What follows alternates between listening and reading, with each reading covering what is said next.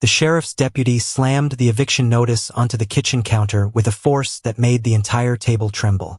Emily Carter froze mid-bite, her fork clattering to the plate as she read the bold headline. HOA v. Michael and Emily Carter. $50,000 in fines or eviction. Her laugh turned into a sharp gasp. "They're suing us?" she whispered, disbelief etched across her face. Michael rose from his chair, his jaw tightening like steel. "This isn't about money," he growled. "It's personal. Welcome to my channel. Please subscribe if you want more Karen and HOA stories." In suburban Riverside, where white picket fences and manicured lawns reigned supreme, one couple dared to defy the Homeowners Association's iron grip and unknowingly ignited a war far greater than they imagined. The Carters had always thought their modest two-story home was a sanctuary, a place to escape the chaos of their past lives. But the HOA saw them differently. Renters in a neighborhood filled with homeowners, they became instant targets for every petty rule violation imaginable. "They're charging us $12,000 for unapproved landscaping," Michael hissed, tossing the notice onto the table. "Since when is a rose garden a crime?" Emily glanced at the overgrown bushes she'd nurtured since moving in. Her hands clenched into fists. "They've been targeting us since we arrived, the fake fines, the parking tickets. It's always us." "Why? What did we do?" Michael's voice dripped with anger. "They're jealous. We're the only renters here. They think we're easy prey. But they were wrong." That evening, Emily sat at the kitchen table late into the night, her laptop glowing softly in the dim light. Using her background in corporate law, she drafted a countersuit against the HOA, citing harassment and illegal fines. It wasn't just about protecting themselves anymore. It was about standing up for everyone who'd suffered silently under the HOA's oppressive regime. Meanwhile, Richard Voss, the silver-haired president of the HOA, seethed in his luxurious home across town. He couldn't believe the audacity of these so-called renters. "Who do they think they are?" he muttered to himself, drafting yet another set of baseless fines aimed directly at the Carters. When Emily presented her case at the next board meeting, Richard sneered openly. "You're renters," he snapped, condescension dripping from his words. "This neighborhood isn't a dumping ground for vagabonds." The other board members nodded in agreement, their faces lit by the cold glow of the conference room lights. None noticed the hidden camera Emily had installed in the bathroom, a detail that would soon come back to haunt them.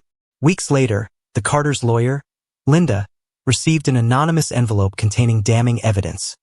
Photos of Richard Voss's mistress, along with bank statements showing embezzled HOA funds. "How'd you get this?" Linda whispered, her eyes wide. Emily smiled faintly. "Let's just say we're not the only ones with secrets." As tensions escalated, strange occurrences began plaguing the Carters' life. A broken window here, a slashed tire there, small acts of vandalism designed to intimidate. Then came the phone calls, silent rings in the middle of the night, followed by heavy breathing when they dared to answer. "This isn't just harassment anymore," Michael muttered one evening as they inspected another tampered lock on their front door. "It's sabotage." Emily nodded grimly. "And if they think scaring us will make us back off, they don't know who they're dealing with." Their counterattack came swiftly. With Linda's help, they exposed the corruption within the HOA through a viral news article titled, "HOA Gone Rogue. Residents Speak Out Against Corruption." The backlash was immediate, turning once hostile neighbors into supporters overnight. Yet, even as the tide seemed to turn in their favor, shadows loomed larger than ever. In the woods behind their house, a scarred man named Marcus Kane watched silently, his notebook filled with names, including Emily's. His presence hinted at a much deeper conspiracy, one tied not only to the HOA but to forces beyond their comprehension. Emily sat at the kitchen table late that night, her laptop glowing softly in the dim light. Michael leaned against the doorway, watching her type furiously. He knew she was digging through every legal loophole possible to fight back against the HOA, but he also knew how much stress this battle was putting on her. "You don't have to do this alone," he said quietly. Emily glanced up, her eyes tired but determined. "I'm not letting them win, not after everything we've been through." Her fingers paused over the keyboard as a thought struck her. What if we turn this around? What if we expose them for what they really are? Michael raised an eyebrow. How? She smiled slowly, pulling up a document filled with notes and screenshots of suspicious activity by the HOA board members, overcharged fees, unapproved renovations, even personal vendettas against other homeowners. It's all here.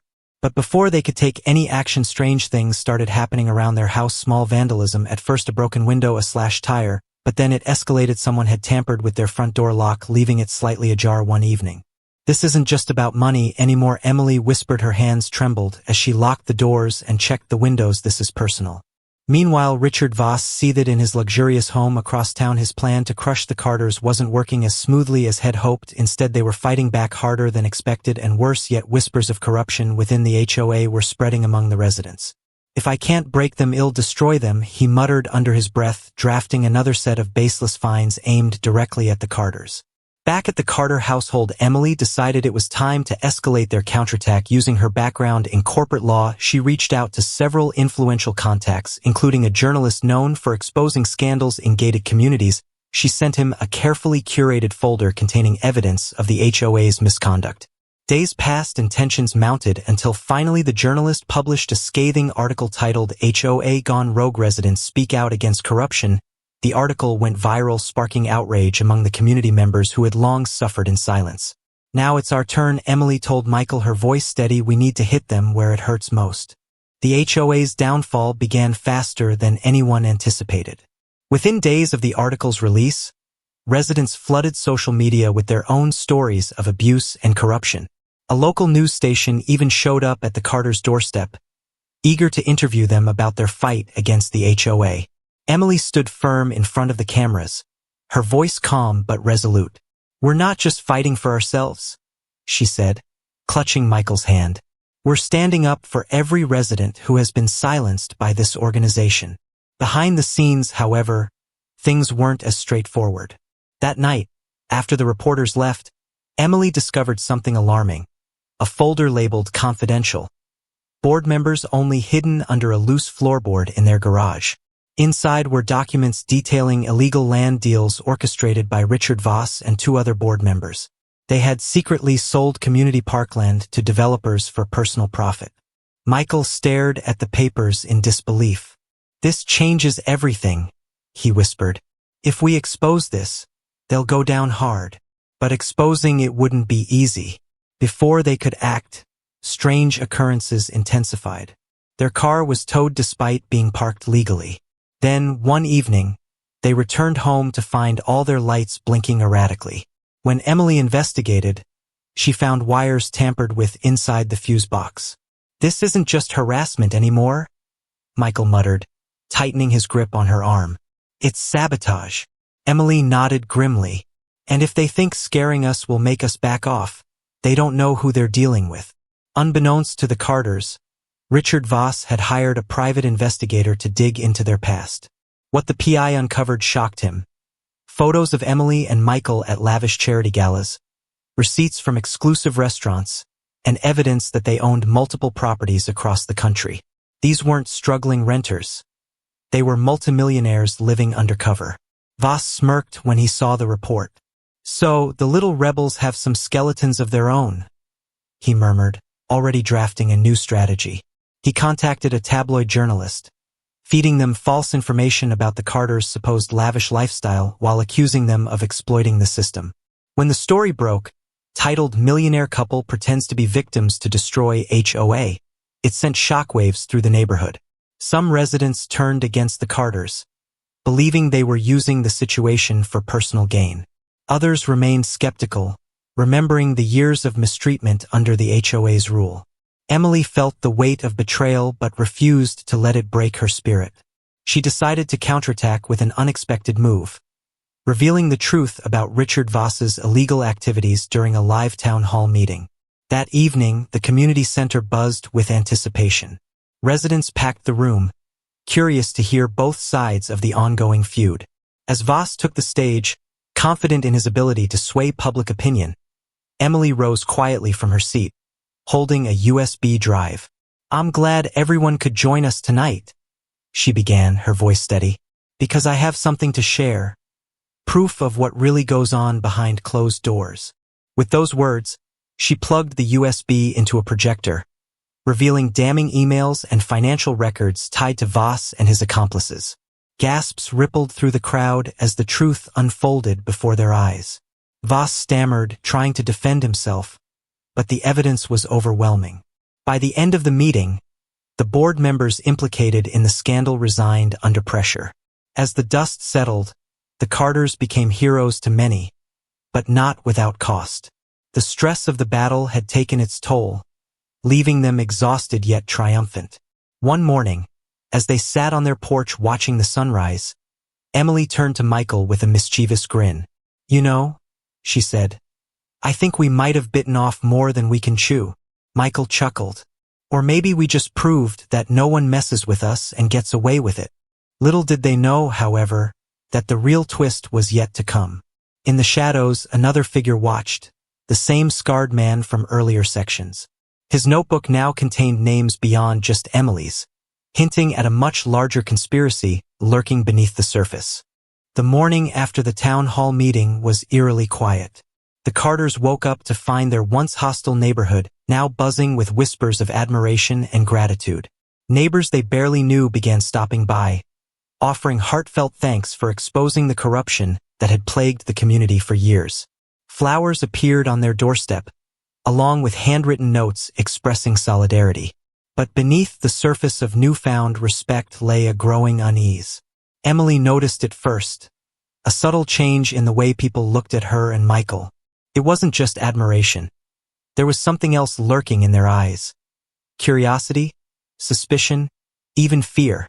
One afternoon, while sorting through mail, Emily found an anonymous letter slipped under their door. Written in shaky handwriting, it read, "You think you won? Just wait." Michael dismissed it as leftover resentment from Voss's supporters, but Emily couldn't shake the feeling that this was different. That night, she stayed awake, staring out the window, until she saw it. A flicker of movement in the woods behind their house. Someone or something was watching them. Days turned into weeks, and the tension escalated. Their car wouldn't start one morning, despite being in perfect condition the night before. Then came the phone calls, silent rings in the middle of the night, followed by heavy breathing when they dared to answer. Each incident chipped away at their peace of mind. Meanwhile, the scarred man from earlier sections revealed himself fully.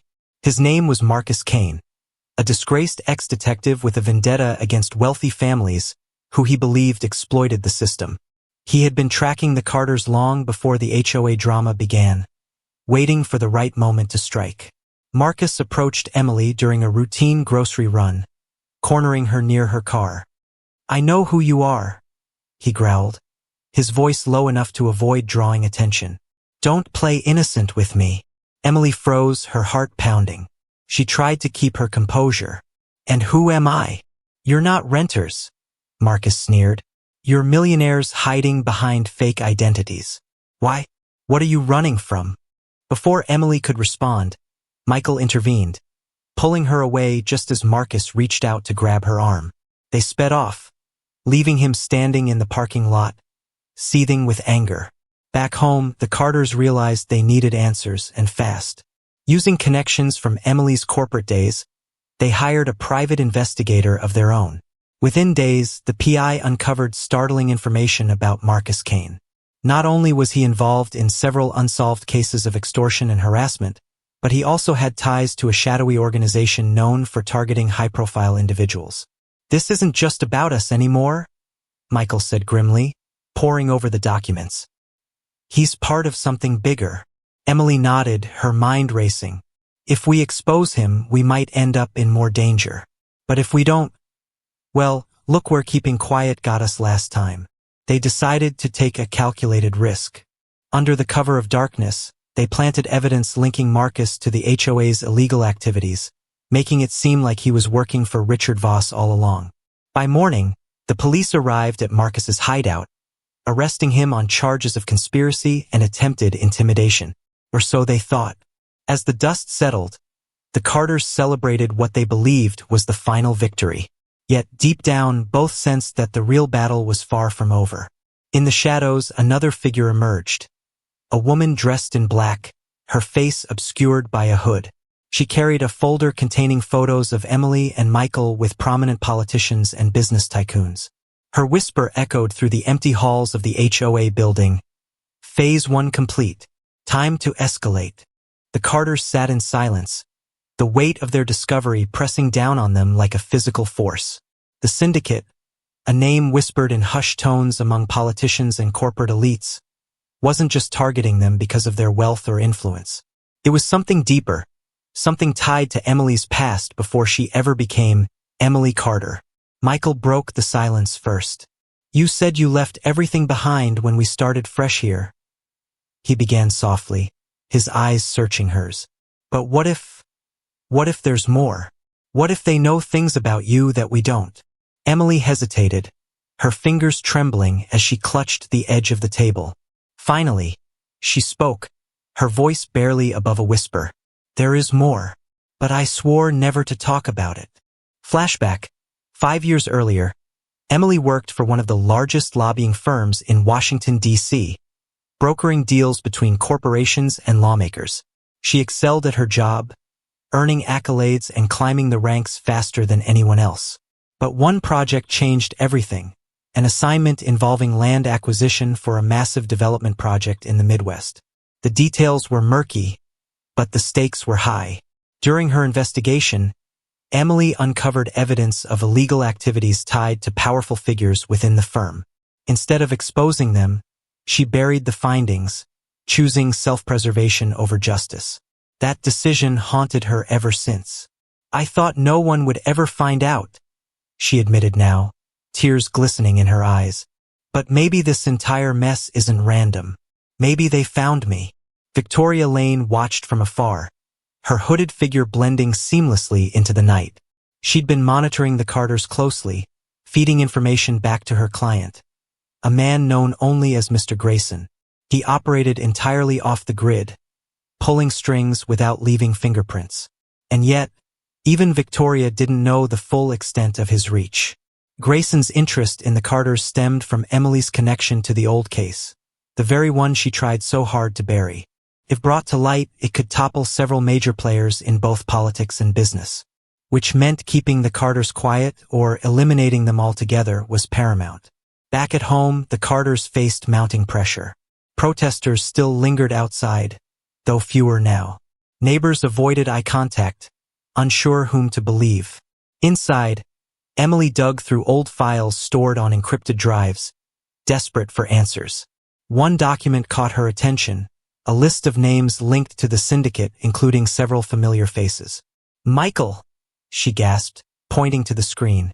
"Look, Richard Voss, Marcus Kane, even some of our neighbors. They're all connected." But the biggest shock came near the bottom of the list.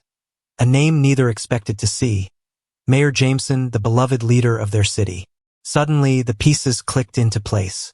The HOA drama, Marcus's attacks, even the protests, all orchestrated by someone far more influential than any of them realized. That night, sleep eluded them both. As dawn approached, Michael suggested a bold move. "We need allies," he said firmly. "People who can help us fight back, not hide." Emily nodded reluctantly. "But who? Everyone we trust might already be compromised." They decided to reach out to Linda again, this time sharing everything. Their true identities, Emily's past, and the growing threat posed by the syndicate. To their surprise, Linda didn't hesitate. "This changes everything," she admitted after hearing their story. "But it also gives us leverage. If we expose them, we take them all down." Their plan involved planting false leads to throw off the syndicate while gathering irrefutable proof of their crimes. Using Linda's connections, they leaked documents suggesting Mayor Jameson's involvement to a trusted journalist. Within days, headlines exploded across the city. "Mayor tangled in corruption scandal." Panic rippled through the community as protests shifted focus away from the Carters and toward the mayor himself. Yet victory felt hollow. For every step forward, another obstacle loomed ahead. Late one evening, as they reviewed new evidence, Emily noticed something peculiar. A pattern in the dates tied to syndicate meetings. Cross-referencing with news archives, she discovered a chilling truth. Every attack on the Carters coincided with significant events affecting the syndicate's operations. "They're not just watching us," she murmured, her voice trembling. "We're being used as distractions to draw attention away from bigger threats." Michael clenched his fists. "Then let's turn the tables. Let's make them pay for underestimating us." As they prepared for the next phase of their counterattack, a final twist emerged. A mysterious caller reached out to Emily late one night, claiming to have inside information about the syndicate. When asked why they were helping, the voice replied simply, "Because sometimes, even bad people deserve justice." The woman in black slipped silently into the shadows of the neighborhood park late one evening. Her folder thudded softly against her leg as she walked, each step deliberate and calculated. She found a bench near the playground, pretending to watch the children laugh and play while her mind raced with plans. This wasn't just about exposing the Carters, it was about dismantling everything they stood for. Her name was Victoria Lane, once a respected journalist turned private investigator after uncovering too many truths no one wanted to hear. Now, she worked freelance, taking jobs from clients who could afford her expertise. And her latest client? A powerful political figure with ties to the very same developers Richard Voss had sold land to. Victoria smiled faintly, knowing this case would be her biggest yet. The Carters weren't just wealthy, they were dangerous. Their ability to outsmart everyone around them made them unpredictable, and unpredictability always led to mistakes. All she needed was one slip-up. Meanwhile, life at the Carter household seemed almost normal again. Michael spent his days working remotely, while Emily focused on rebuilding trust within the community. They organized small gatherings, helping neighbors fix issues left unresolved by the HOA. For the first time since moving in, they felt like they truly belonged. But beneath their smiles lay lingering doubts. Emily often caught herself glancing over her shoulder, convinced someone was watching. One morning, as she watered the roses outside, she spotted a flash of movement in the woods behind their house. By the time she turned fully, it was gone, but the feeling of being observed stayed with her all day. That night, strange things began happening again. First, the lights flickered without cause. Then, their internet cut out completely despite multiple restarts. Worst of all, when Emily checked the security cameras installed around their property, she found hours of footage missing. Michael tried to reassure her. "It's probably just technical glitches," he said, though his voice lacked conviction. "It's not," Emily replied firmly. "Someone's here. I can feel it." Victoria's plan unfolded swiftly.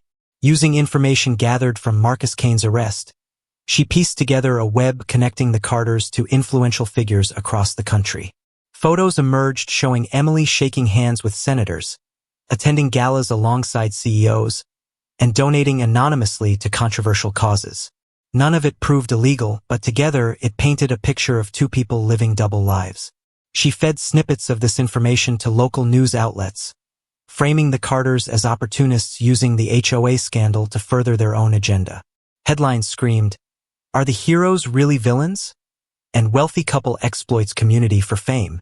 At first, the backlash was mild. Some neighbors questioned whether the Carters were genuine allies or master manipulators. But then came the tipping point. A video surfaced online, allegedly recorded by Marcus before his arrest. In it, he accused the Carters of orchestrating the entire HOA drama to distract from their true intentions. The community erupted. Protests formed outside the Carters' home, signs declaring, "Expose the truth," and "No more lies." Emily and Michael watched in stunned silence as their world crumbled around them once more. Desperate to clear their names, the Carters reached out to their lawyer, Linda. Together, they pored over every piece of evidence linking them to corruption charges. Slowly, a pattern emerged. Every accusation pointed back to Marcus Kane, whose testimony under police interrogation revealed he'd been hired by an unknown third party. "That third party is our key," Linda said, her sharp eyes narrowing.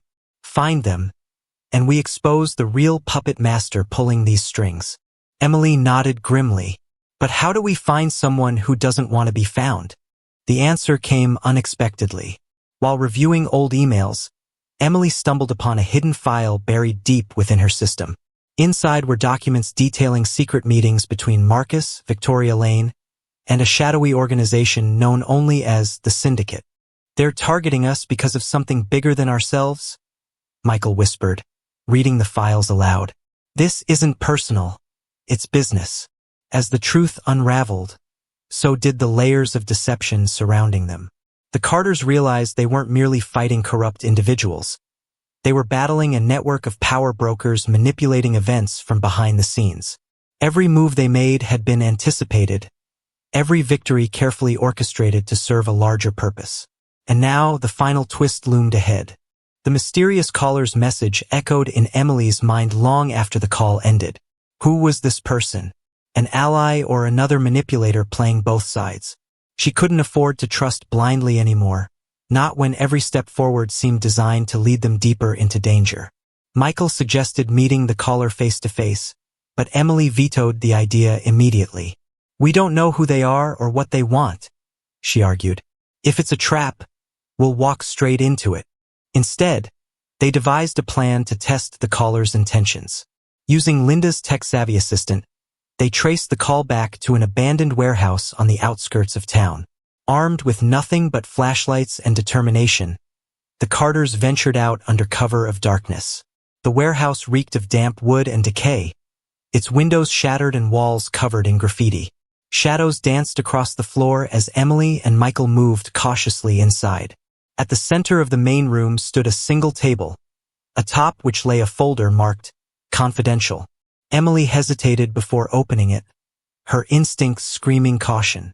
Inside were documents detailing secret syndicate operations, illegal arms deals, money laundering schemes, and plans for future projects that would devastate entire communities. But one document stood out, a handwritten note addressed directly to them. "You're closer than you think. Look within your own ranks." Her breath hitched as realization dawned. The syndicate wasn't just external enemies. It had infiltrated their lives in ways unimaginable. Could some of their closest allies be double agents? Back home, paranoia set in. Every knock at the door made them jump. Every phone ring sent shivers down their spines. Even Linda came under scrutiny when she failed to return several urgent calls. When she finally appeared at their doorstep late one evening, her usually composed demeanor cracked. "I might have done something stupid," she confessed, pulling out a USB drive. "This contains everything I've uncovered about the syndicate, but someone knows I took it." Before either could respond, gunshots rang out outside. Bullets ricocheted off the walls, forcing them to dive for cover. In the chaos, Linda handed Emily the drive. "Take it and run," she urged. "I'll hold them off." As sirens wailed in the distance, Emily and Michael fled into the night, leaving behind the only home they'd ever truly known. Hours later, holed up in a cheap motel room, they reviewed the contents of the USB drive. What they found defied belief. A complete organizational chart of the syndicate, complete with names, roles, and contact information. But buried deep within the files was a revelation that shook them to their core. Mayor Jameson wasn't acting alone. His co-conspirators included prominent figures from the very community they fought so hard to protect. Business owners, school board members, even church leaders. Each name represented another layer of deception, another reason why exposing the truth felt impossible. Desperate for answers, they turned to the mysterious caller again, leaving a voicemail pleading for clarification. To their surprise, the response came almost immediately, an invitation to meet at a secluded park bench early the next morning. When they arrived, the figure waiting there shocked them both. It was Marcus Kane, the scarred ex-detective they thought was locked away forever. His presence raised more questions than answers. "Why are you helping us?" Emily demanded, her voice laced with suspicion. Marcus smirked, though his eyes betrayed exhaustion. "Because revenge is sweeter served cold. And because maybe not everyone deserves what's coming to them." He revealed he'd been working undercover all along, feeding false information to the syndicate while secretly gathering evidence against them. His betrayal of the Carters earlier had been part of the ruse, but now he needed their help to finish what he started. As alliances shifted and betrayals unfolded, The Carters realized they weren't just fighting corrupt individuals. They were rewriting the rules of their own game. With each twist, the stakes grew higher, the consequences deadlier. Yet through it all, one thing remained clear. Survival meant trusting no one, not even themselves. The morning air carried an eerie stillness as Emily and Michael sat across from Marcus Kane at the secluded park bench. The sun cast long shadows over the trio, each word exchanged heavy with unspoken truths and hidden agendas. Trust hung precariously in the balance, a fragile thread ready to snap at any moment. Marcus leaned forward, his scarred face illuminated by the soft glow of dawn. "Here's the deal," he began, his voice gravelly but steady. "I can get you inside the syndicate's headquarters, but only if you agree to follow my lead completely." Emily narrowed her eyes, suspicion written plainly on her features. "Why should we trust you after everything?" "Because I've got nothing left to lose," Marcus replied bitterly. "They framed me, used me, and threw me away like trash. Now they're going down, and I'm taking them with me." Michael studied him carefully, weighing the risks. Finally, he nodded. "All right, but one wrong move and we end this right here." Preparations for the infiltration took days, each hour fraught with tension and uncertainty. Using the USB drive Linda had provided, Marcus mapped out the syndicate's inner workings, identifying key vulnerabilities. Among them was Mr. Grayson, the elusive mastermind pulling all the strings. Their plan involved planting evidence directly implicating Grayson in multiple felonies, ensuring no room for denial. To achieve this, they needed access to the syndicate's heavily guarded server room located deep within their fortified building. On the night of the operation, the Carters donned disguises, blending seamlessly into the bustling city streets. Marcus led the way, his knowledge of security protocols proving invaluable. They bypassed guards, cameras, and electronic locks with precision, inching closer to their target. But just as they reached the server room door, alarms blared throughout the facility. Betrayal struck hard. Someone had tipped off the syndicate. Cornered and outnumbered, the Carters fought back fiercely, using every ounce of resourcefulness to evade capture. In the chaos, Marcus revealed his final card, a backup recording detailing Grayson's crimes, sent anonymously to federal authorities moments before the ambush. "You underestimated us," Emily spat as armed syndicate members closed in around them. "And now you'll pay." Grayson himself appeared then, flanked by henchmen, his cold gaze locking onto the Carters. "You think a few recordings will bring me down? You're naive. Power isn't built on secrets. It's built on fear." Before anyone could react, gunshots echoed through the corridor. Smoke filled the air as figures emerged from the shadows, none other than Mayor Jameson and several high-ranking officials. Their arrival turned the tide, exposing the full extent of the syndicate's reach. In the aftermath, truth shattered illusions. Evidence against the syndicate flooded news outlets worldwide, toppling powerful figures and dismantling corrupt networks. Yet victory came at a cost. The Carters' lives would never be the same, not with their true identities exposed, not with enemies still lurking in the shadows.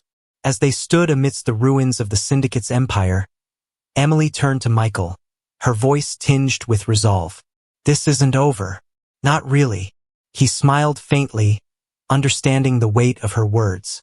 "No, but maybe, just maybe, we've taken the first step toward real change." Moral lesson: power thrives on secrecy, but courage thrives on exposure. Even in the darkest corners of corruption, light finds a way through unity, resilience, and unwavering determination.